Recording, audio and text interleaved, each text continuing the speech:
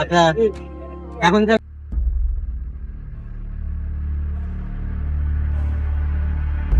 মাস পর যখন সে বাসাতে আসলো, আসার পরে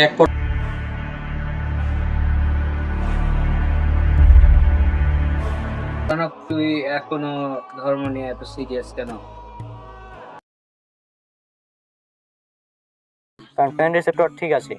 আচ্ছা মনে করতো যদি পেন রিসেপ্টর না থাকতো শরীরে, তাহলে কি হতো? তোর হাত যদি কেউ কেটে ফেলে দিত, তার কোনো ব্যথা বুঝতে পারতিস না, হয়তো পরে হাত নাই, এমন হতো। তা এখন আমি যদি তোকে বলি এই পেন রিসেপ্টর সম্পর্কে কোরআনে বলা আছে, তুই মানবি? পেন রিসেপ্টর সম্পর্কে আল্লাহ বলছেন সূরা নিসা সূরা নম্বর 4 আয়াত নম্বর 56, এখানে আল্লাহ বলছেন যে মূল বিষয়টা কি? মূল বিষয়টা হচ্ছে পেন রিসেপ্টর আগুনে নষ্ট হয়ে যায়, এটা হচ্ছে মেন পয়েন্ট। আর আল্লাহ বলছেন যে আমি জাহান্নামীদেরকে আগুনে শাস্তি দেব, হ্যাঁ, যখন তাদের চামড়াগুলো ফুলে মানে পুড়ে নষ্ট হয়ে যাবে, পুড়ে যাবে, তারপর আমি তাদেরকে আবার নতুন চামড়া দিয়ে দেবো, যাতে তারা ব্যথা অনুভব করতে পারে। এই যে এখানে কোরআনে বলা হচ্ছে চামড়ার ভিতরে এমন কিছু একটা থাকে যে কারণে মানুষ ব্যথা অনুভব করে। হ্যাঁ, তার মানে কি ইঙ্গিত দেওয়া হচ্ছে? পেন রিসেপ্টরের ব্যথা অনুভব করার বস্তু। ব্যথাগ্রাহী বলা হয় এটাকে বাংলায়, পেন রিসেপ্টর ইংলিশ নাম এটার। এক কথা এটা হচ্ছে পেন রিসেপ্টর, এটার কাজ এটা। হ্যাঁ, আর তুই কি জানিস যে মানুষের ফিঙ্গারপ্রিন্ট, এখন তো ফিঙ্গারপ্রিন্ট টেকনোলজি আছে, তাই না? প্রত্যেকের ফিঙ্গারপ্রিন্ট আলাদা, এটা জানিস? অবশ্যই এটা জানিস এটা কয়দিন আগে আবিষ্কার হলো? সাধারণ ব্যাপার এটা। সাধারণ ব্যাপার না তো, এটা তো কয়দিন আগে আবিষ্কার হলো, 100 বছর আগে, 200 বছর আগে, তার আগে তো কেউ জানতো না, এটা ইউনিক। হয়তো কিন্তু আল্লাহ বলছেন পবিত্র কোরআনে, কোরআনে ফিঙ্গারপ্রিন্ট নিয়ে কথা আছে। হ্যাঁ, কিছুই ভালো লাগছে না, অনেকদিন পর তোর সাথে দেখা, ভাবলাম যে তোকে একটু ফোন দিয়ে জানিয়ে দিই যে তোর সাথে আমি দেখা করতে যাচ্ছি। এটা আছে সূরা কিয়ামা সূরা নাম্বার 75 আয়াত 3 এবং 4 সম্ভবত। আল্লাহ বলছেন যে তারা কি মনে করে আমি তাদেরকে মানে পুনরুজ্জীবিত করতে পারবো না, মানে যারা কবরকে অস্বীকার করে, মানে তোর মতো মানুষগুলো যারা কবর জান্নাত জাহান্নাম অস্বীকার করে, তাদের উদ্দেশ্য করে বলছেন যে তারা কি মনে করে আমি তাদেরকে আবার পুনরুজ্জীবিত করতে পারবো না। আল্লাহ বলছেন বরং আমি তাদের আঙ্গুলের অগ্রভাগ পর্যন্ত পুনরুজ্জীবিত মানে পুনর্গঠন, যেটাকে বলা হয় মানে রিক্রিয়েশন করতে পারবো। মানে আঙ্গুলের অগ্রভাগ যেখানে আমাদের ফিঙ্গারপ্রিন্টটা থাকে, মানে আল্লাহ বলছেন আমি তোমাদের ইউনিক ফিঙ্গারপ্রিন্ট যেটা আছে ওটা সহ তোমাদেরকে আমি রিক্রিয়েট করতে পারবো। হ্যাঁ, এটা হচ্ছে আল্লাহ তার ক্ষমতা বোঝানোর জন্য একটা উদাহরণ দিয়েছেন মাত্র। তাহলে তুই কি বলি? পেন রিসেপ্টর বলি, হ্যাঁ, ফিঙ্গারপ্রিন্ট টেকনোলজি বলি, তারপর তুই বলছিস ডার্ক ম্যাটার ডার্ক এনার্জি। তো ডার্ক ম্যাটার ডার্ক এনার্জির কারণে কি হয়? আমার মহাবিশ্ব স্থির থাকে, স্থির থাকে, মহাবিশ্ব সম্প্রসারিত হয়, তাই না? একটা গ্রহ সৃষ্টি হয়। আর বিজ্ঞানী এডুইন হাবল টেলিস্কোপ আবিষ্কার করার পর এটা তিনি আবিষ্কার করেছিলেন যে এটা হচ্ছে তিনি আবিষ্কার করেছিলেন হাবল টেলিস্কোপ যখন আবিষ্কার করেন, তারপরে যে মহাবিশ্বের একটা গ্যালাক্সি অন্য গ্যালাক্সি বা একটা গ্রহ আর একটা গ্রহ থেকে দূরে সরে যাচ্ছে, এটা থেকে তিনি প্রমাণ করেন যে মহাবিশ্ব সম্প্রসারিত হচ্ছে। আরে ভাইয়া, ভাইয়া মানে আরে রনক ভাই, তো ভালো আছি। আপনি না তকি আর মাইল ভাই ছিলাম, কিন্তু ওরা হচ্ছে যে চলে গেছে, তো ওই জন্য ওরা গেল, তারপর আমি এলাম। মানে অভিক মানে টকি যে সে আরো তো ছোটো লাগালে দিয়ে ভাবলাম তাহলে আমি চকে চলে যাই, 10 মিনিট এলাম একসাথে, আমি এখানে নেমে গেলাম, ও চলে গেল। অর্থাৎ আমরা যেটা সম্প্রসারণশীল মহাবিশ্ব বলি, হ্যাঁ, এখন আমি যদি বলি এটাও কোরআনে আছে, তুই মানবি? এটাও কোরআনে আছে, হ্যাঁ, এত মানা যায়। এটা তো কিছুদিন আগে আবিষ্কার হলো, হ্যাঁ, সেই সময় আবিষ্কার হবে। এটা 1929 সালে আবিষ্কার হয়েছে, এডুইন হাবেল আবিষ্কার করেছেন। এটা কোরআনে স্পষ্ট ভাবে আছে, সূরা জারিয়াত নাম্বার 51 আয়াত নাম্বার 47। আল্লাহ সুবহানাহু ওয়া তাআলা বলছেন, আর আমি আমার ক্ষমতা বলে মহাবিশ্ব সৃষ্টি করেছি এবং আমি মহাসম্প্রসারণকারী। এখানে কোনো প্যাঁচ লাগানোর প্রয়োজন আছে? সম্প্রসারণ আল্লাহ নিজে করছেন, তিনি বলছেন। এখন কি তোর কি মনে হয় এগুলো সব কোইন্সিডেন্স, কাকতালীয় ভাবে মিলে গেছে? এটা মনে হয় তোর? এগুলো বড়, নিঃসন্দেহে বড়। হুম। আরো আছে তাহলে? হ্যাঁ, আরো অনেক। আমি যদি বলতে শুরু করি তাহলে তো শেষ করা যাবে না আজকে। অনেক আছে। তুই কোরআন সম্পূর্ণ করেছিস? হ্যাঁ, সম্পূর্ণ পড়ে আমি রিসার্চ করে দেখলাম। তুই এক কাজ কর। তো কি অবস্থা তোমার? হ্যাঁ রাবেদ, কি অবস্থা? এ তো আছি ভালোই। ভাইয়া তুমি এখানে? তোকে আমি একটা দিই, হচ্ছে কোরআন মাজিদটা বাংলা, মানে আরবি না পারলেও আরবি পড়ার প্রয়োজন নেই।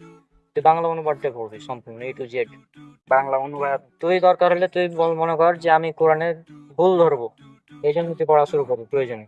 হুম। ঠিক আছে, ওগুলো সম্পূর্ণ পড়, তারপরে হচ্ছে আমাকে জানাবি যে কি হলো।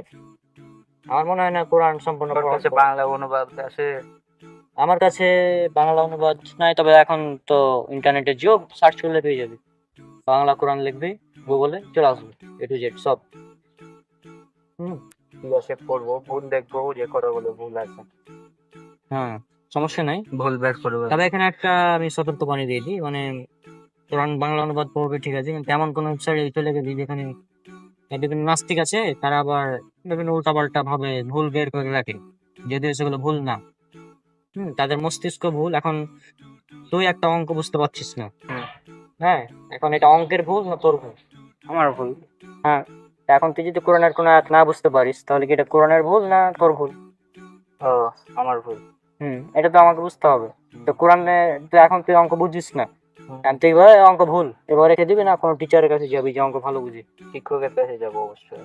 হ্যাঁ, তো অবশ্যই আমাদের তো সেটাই করতে হবে। আমরা যখন কোরআন বুঝতে পারছি না একটা আয়াত, তখন একজন শিক্ষকের কাছে যেয়ে বলবো যে আচ্ছা আমি কোরআনের আয়াতটা বুঝতে পারছি না, আমাকে একটু বুঝিয়ে দেন এটা কি। হ্যাঁ, এটা করবো তুই অবশ্যই অবশ্যই। অবশ্যই।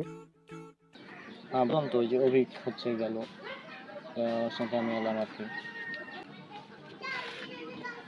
আচ্ছা তোমাদের দুজনকে তাহলে আমি একটা কথা বলি। হ্যাঁ, তো এভাবে। আর আল্লাহ কোরআনে বলে রেখেছেন যে আমি প্রত্যেককে তার নিদর্শন দেখাবো, তাদের নিদর্শন? নিজেদের মধ্যে, নিজের নিদর্শন মানে তাদের নিজেদের মধ্যে এবং আকাশ দিগন্তে আল্লাহ সুবহানাহু ওয়া তাআলা নিদর্শন দেখাবেন। এখন যদি আমাদের চোখকে ভালোভাবে দেখি আমরা, আমাদের চোখ মূলত দেখতে অনেকটা আসমানের নেবুলার মতো। এটা একটা নিদর্শন হতে পারে। তারপর মানুষের মানে মস্তিষ্কের যে নিউরন গুলো মানে ছড়িয়ে ছিটে আছে, এটা যদি 3D ইমেজ আমরা দেখি, যেগুলো আর্টিফিশিয়াল, সেটাও যদি দেখি, আর মহাবিশ্বকে যদি দেখি, দেখতে অনেকটা একই রকম মনে হয়। এগুলো তো কাকতালীয় ভাবে মেলা সম্ভব নয়। আর অনেক নিদর্শন আছে। হ্যাঁ, যেমন তোর চোখে যে কারণে দেখতে পাই আমরা রড সেল এবং কোন সেল, এটা যদি একটা এদিক ওদিক হয় তাহলে কিন্তু আমরা দেখতে পাবো না। তো তোর কি মনে হয় একটা মানে এত সুন্দর বডির মধ্যে এত মেকানিজম, এগুলো এমনি এমনি হয় কোনো স্রষ্টা ছাড়াই? সেই মোবাইলটা আমার হাতে আছে, এই মোবাইলটা আমি যদি বলি এই মোবাইলটা কেউ তৈরি করেনি, এটা এমনি এমনি আমার কাছে চলে এসেছে, অনন্তকাল থেকে আছে। মানবি? না। তো তোর কি মনে হয় এটা কেউ তৈরি করেছে মোবাইল? অবশ্যই। অবশ্যই একটা ফ্যাক্টরি এটা তৈরি করেছে। আমাদের শুনবো অনেক, তুমিও আর রাবেদ তুমি। হ্যাঁ, কথা হচ্ছে যে অনেক তো ঠিক সেরকমই এই মোবাইলের চেয়ে তো অনেক কোটি কোটি গুণ মানে জটিল আমাদের বডি। আমাদের ভেতরে যে রক্তকণিকা, রক্তনালী আছে না, যে রক দিয়ে আমাদের রক্তগুলো চলাচল করে, এই রক্তনালীগুলোকে খুলে যদি আমরা সব বের করি, একজন প্রাপ্তবয়স্ক মানুষের পৃথিবীকে 3 বারে ভয় কাঁচানো যাবে, এতগুলো রক্তনালী আছে। তো এগুলো কোনো স্রষ্টা ছাড়া কিভাবে চলছে? এত বড় মহাবিশ্ব, এতগুলো গ্যালাক্সি কিভাবে চলছে, এগুলো নিয়ে একবার চিন্তা করতে হবে। আর আল্লাহ বলছেন পবিত্র কোরআনে যে এটা সম্ভবত 52 নম্বর সূরা তুর 35 নম্বর আয়াতে আছে, আল্লাহ বলছেন যে তারা কি কোনো স্রষ্টা ছাড়াই সৃষ্টি হয়ে গেছে নাকি তারা নিজেরাই স্রষ্টা? প্রশ্ন করছেন, তারা কি স্রষ্টা ছাড়াই সৃষ্টি নাকি তারা নিজেরাই স্রষ্টা? যে কোনো একটা হবে, হয় তারা স্রষ্টা ছাড়াই সৃষ্টি হয়ে গেছে অথবা তারা নিজেরাই স্রষ্টা মনে করছে। তুমি হচ্ছে যে তুমি খুব ভালো একটা ছেলে, কারণ তোমাকে পরবর্তীতে দরকার হতে পারে আমার। হ্যাঁ, আমি তোমার জন্য এসেছি এখানে। রাবিত এসেছে আমি তো জানি, সকাল থেকেই জানি যে আসবে, কিন্তু আমি এখানে এসেছি তোমার জন্য। কারণ হচ্ছে যে আমাদের, তুমি তো জানো, দেখতে পাচ্ছ নিউজ টিউজ তো তুমি দেখো। তো এই বিষয়গুলো তো বুঝতে হবে, তাই না? আর তুই যে আমাকে বলছিস আমি অন্ধবিশ্বাস করছি, আমি অন্ধবিশ্বাস করি না তো। আমি তো নিজে আগে নাস্তিকের মতো ছিলাম, পরে এগুলো রিসার্চ করার পর দেখলাম যে না, নাস্তিকতা মূলত অন্ধবিশ্বাস। কারণ একজন নাস্তিক বলেছে যে ইসলাম ভুল, ও ঠিক আছে এটা ভুল, বা কোনো যাচাই বাছাই না করে। হুম, তা আমি এগুলো যাচাই বাছাই করার পর তারপরে ইসলাম নিয়ে এসেছি। তো সর্বপ্রথম কাজ হচ্ছে কোরআনটা ভালোভাবে পড়তে হবে A to Z, তাহলে সব উত্তর পেয়ে যাবে। আশা করছি উত্তর পেয়েছিস। বুঝতে পেরেছি। হুম। তাহলে কোরআনের ভুল ধরার জন্য কোরআন পড়তে লাগবে। রাবির যদি কম নিউজ দেখে, হ্যাঁ, সেটা হচ্ছে যে অনেক আছে যারা ইসলামের বিরুদ্ধে ষড়যন্ত্র করছে। হ্যাঁ, এখন তোর উদ্দেশ্য যদি ভুল ধরাই থাকে, ভুল বের করবি, আমি অ্যান্সার দিব, সমস্যা নেই। যদি কোনো ভুল পাস, আর আমার মনে হয় না কোনো ভুল পাবে, কারণ কোরআনেই চ্যালেঞ্জ করা আছে। সূরা বাকারা সূরা নাম্বার 2 আয়াত নাম্বার 2 যে এই সেই কিতাব যাতে কোনো সন্দেহ নেই। এখন এমন এক কিতাব যাতে কোনো সন্দেহ নেই, অর্থাৎ একটা চ্যালেঞ্জ। এখন এই চ্যালেঞ্জে তুমি যদি পারো অ্যাকসেপ্ট করো, সমস্যা নেই। তো আশা করছি ভালো লাগে কোরআন পড়লে। সম্পূর্ণ পড়ার পর আমাদের জাস্ট উইশ। অবশ্যই। আজকে হ্যাঁ, ইনশাআল্লাহ দেখি কবে দেখা হয় পরবর্তীতে। ভালো থাকো। গেলাম।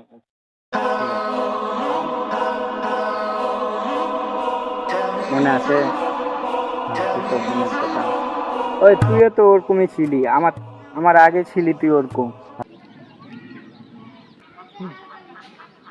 তো আমাদের হচ্ছে এখন থেকে এই ইসলামের বিরোধী যারা আছে না, তাদের সাথে আমাদের লড়াই করতে হবে, আমাদের জিহাদ দিতে হবে। আমি না হলে পরে হয়েছি। আমি তো তোর চলাফেরাও তো ছিল একটু রকম ধর্মীয় দিক থেকে। না, আমিও তো বলেছি তো, আমি তো আগে নাস্তিকই ছিলাম। হ্যাঁ, তবে পুরোপুরি না। হ্যাঁ, মোটামুটি আমার মনে হতো যে আসলে কি ইসলাম সঠিক না ভুল, এগুলো আমার মনে হতো আর কি তখন, সে সময়। তো যাই হোক, আমি তো মোটামুটি আমাকে নাস্তিকতা থেকে ইসলামের প্রতি এনেছি মুসাব্বিরুল, এবং খুব সুন্দরভাবে দাওয়াত দিয়েছিল।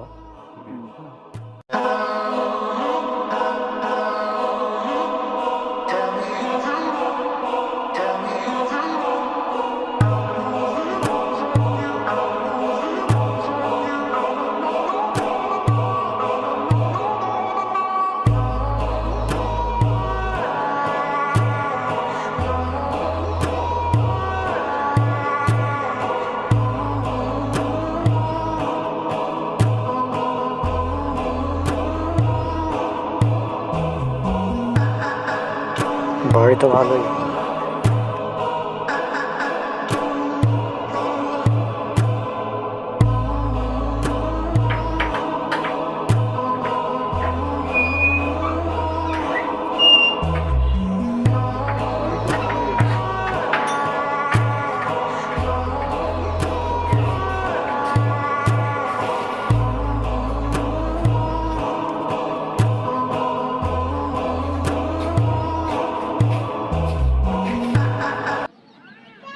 তাই তুমি যাবা আমার সাথে? জিহাদ? জিহাদ মানে কি? জিহাদ মানে হচ্ছে আল্লাহর রাস্তায় জিহাদ, যুদ্ধ করতে হবে কাফেরদের বিরুদ্ধে। আমাদের যিনি লিডার, তার একটাই স্বপ্ন যে পৃথিবী থেকে সব কাফের মুশরিককে ধ্বংস করে দিয়ে ইসলাম প্রতিষ্ঠা করতে হবে। না, আমার মনে হয় এই কিন্তু রনক না, অন্য কেউ। হ্যাঁ, রনক না মানে কি বলেছিল?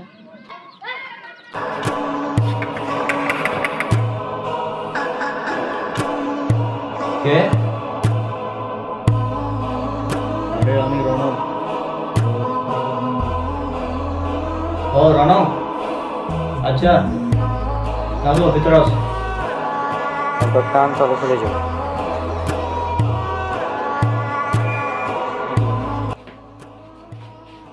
আরে কি খবর বন্ধু, হঠাৎ এখানে?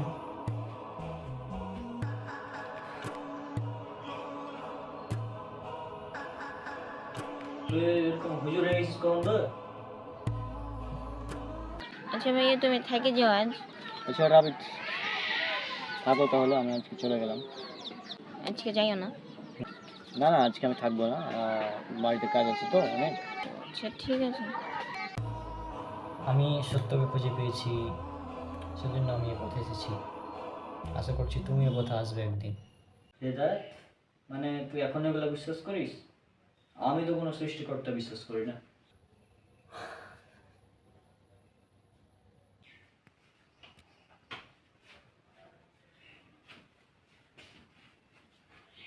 হ্যাঁ, আসলে আল্লাহ আমাকে হৃদায়ত দিয়েছেন, তো ওই জন্য আর কি এখন এভাবেই চলাফেরা করি।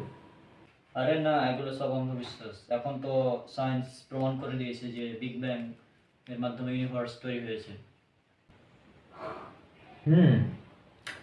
তুই ঠিকই বলেছিস বিষয়টা। আচ্ছা তুই এক কাজ কর, তুই এখানে আয়, তারপর আমরা কথা বলি। আচ্ছা, আসছি।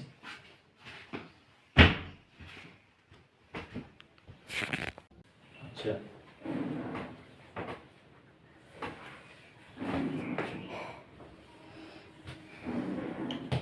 হ্যাঁ দেখ, হ্যাঁ বল।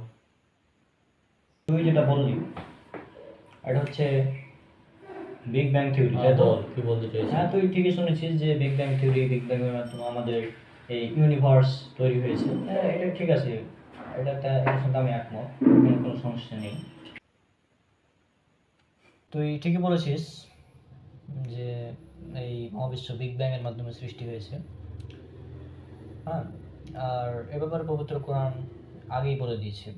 পবিত্র কোরআনে আল্লাহ বলছেন, তুই কিন্তু এই কোরআনের এক বিজ্ঞানের সাথে কোরআন না আমি ব্যাখ্যা করছি না, আমি বিষয়টা বলি। এটা হচ্ছে সূরা আম্বিয়া, সূরা নাম্বার 21 আয়াত নাম্বার 30। আল্লাহ সুবহানাহু ওয়া তাআলা বলছেন, অবিশ্বাসীরা কি ভেবে দেখে না যে আকাশমণ্ডলী এবং পৃথিবী মিশে ছিল ওতপ্রোতভাবে, অতঃপর আমি উহাকে পৃথক করে দিলাম।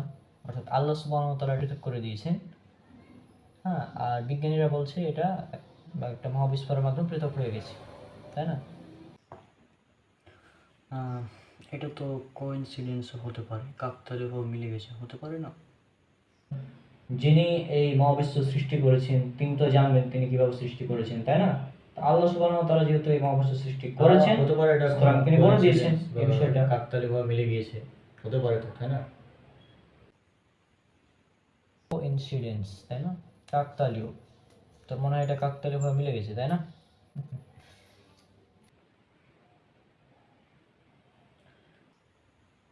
তোর মনে হচ্ছে এটা কাকতালীয়ভাবে মিলে গেছে না? আরও আছে, পবিত্র কোরআনে বলা হয়েছে সম্প্রসারিত মহাবিশ্ব সম্পর্কে, যে মহাবিশ্ব একসময় এভাবে ছিল, তো বিন্দু ছিল, তারপর ধীরে ধীরে সম্প্রসারিত হতে শুরু করে। এটা বিজ্ঞানী এডুইন হাবল চাচ্চু আমাদের, তিনি আবিষ্কার করেছিলেন এই এটা তার হাবল টেলিস্কোপের মাধ্যমে তিনি দেখলেন যে গ্যালাক্সিগুলো একে অপর থেকে দূরে সরে যাচ্ছে। এটা থেকে তিনি প্রমাণ করলেন যে মহাবিশ্ব কি হচ্ছে, সম্প্রসারিত হচ্ছে। আর এই সম্প্রসারণশীল মহাবিশ্ব সম্পর্কে আল্লাহ পবিত্র কোরআনে বলেছেন, উল্লেখ করেন সূরা জারিয়াত, সূরা নাম্বার 51 আয়াত নাম্বার 47। আল্লাহ সুবহানাহু ওয়া তাআলা বলছেন, আমি আমার ক্ষমতা বলে মহাবিশ্ব সৃষ্টি করেছি এবং আমি এর সম্প্রসারণকারী। তাহলে কি এটাও কাকতালীয়ভাবে লেগেছে? এটাও কোইন্সিডেন্স বলবি তুই? মানে এক্সপ্যান্ডিং ইউনিভার্স, মহাবিশ্ব সম্প্রসারিত হচ্ছে, এই সম্পর্কে বলা আছে? হ্যাঁ, শুধু এটুকুই না, আরেকটা বিষয় আছে। এটা হচ্ছে তোর মানে ওই জন্য আমি চলে যাবো। ঠিক আছে, থাকো তাহলে।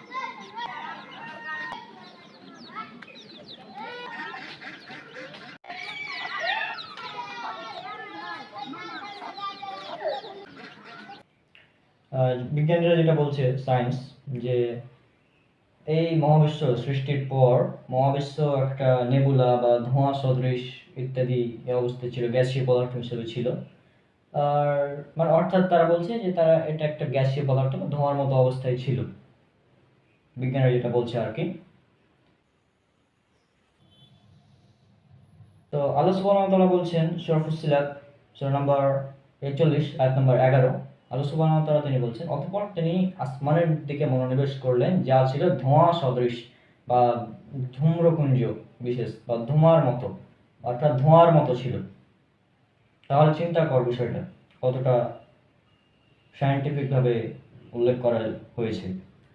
আর তোরা বলছিস যে কোরআন নাকি মিথ্যা, নাউজুবিল্লাহ, এইগুলো বলছিস তোরা।